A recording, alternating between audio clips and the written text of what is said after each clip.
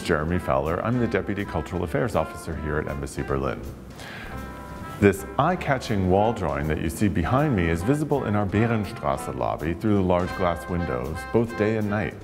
It was made by American artist Sol LeWitt, a leading figure of minimalism and pioneer of conceptual art. Remember when I first walked into the embassy, I just thought, wow, I think it's a really vibrant piece of work, and kind of the juxtaposition between the colorful side over here and then the black and white over here, in addition to the geometric shapes. I think it's really just kind of a powerful image.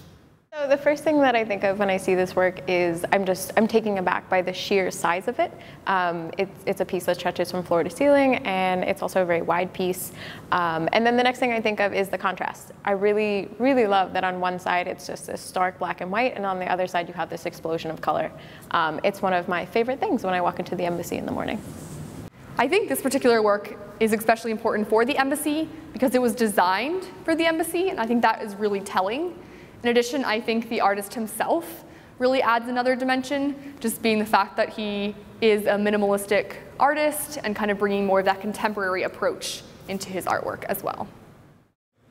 In his wall drawings, such as the one behind me, LeWitt reduces drawing to the most basic elements, line and color.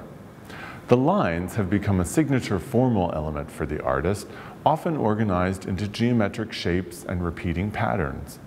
By pairing these two squares, one color and one black and white, LeWitt creates a graphic, dynamic presentation of the classic five-pointed star, which references the US flag.